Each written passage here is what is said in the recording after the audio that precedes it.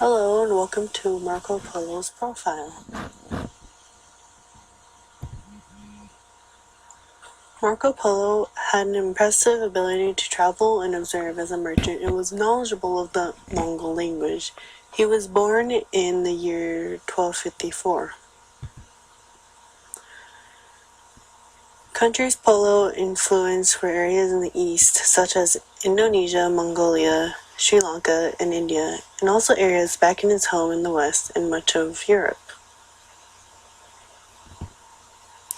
Important dates range from the year he was born in 1254 to the year he died in 1324.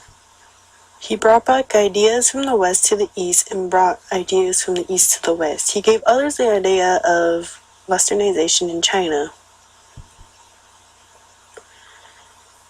His family included his father Niccolo Polo, his mother Nicole Anna Polo, but he had no siblings. He married to Donata Bodor and had 3 daughters. Italy was surrounded on the west by the Tyrrhenian Sea and on the east by the Adriatic. It made Marco Polo's journey easier for maritime travel.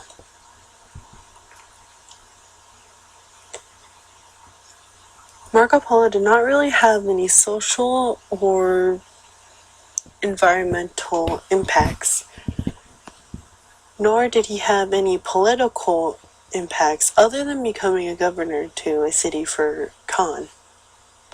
His cultural impact was that he noted items such as food, dress, and religions from the East.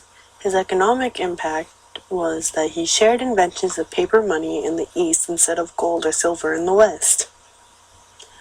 Marco Polo was influenced by his family, mainly by his father and uncle, because they traveled with him first, and they were merchants themselves. Other than being an explorer, Marco Polo was also a journalist. He had 3 daughters named Fantina Auditor, Balella Polo, and Moretta Polo. He married Donata Bodor, the daughter of a Venetian noble merchant named Vital Bodor.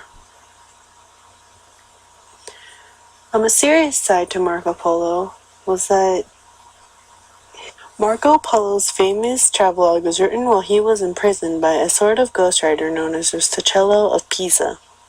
Marco Polo was different from his predecessors because he traveled farther than any of them during his 24-year journey along the Silk Road, reaching China and Mongolia. There was nothing really offensive about Marco Polo. He was able to impress Kublai Khan, which seems hard to do. He served as a governor of a Chinese city, and later Khan appointed him as an official of the Privy Council. Other than that, he didn't really have any changes to politics. One of his quagmires was when he was a prisoner of war when he returned home to Venice, Italy. He was revered or respected because he was one of the early few to travel to Asia and work with Kublai Khan. He did not really have any social changes. He lived in the regional and trans-regional interactions time period.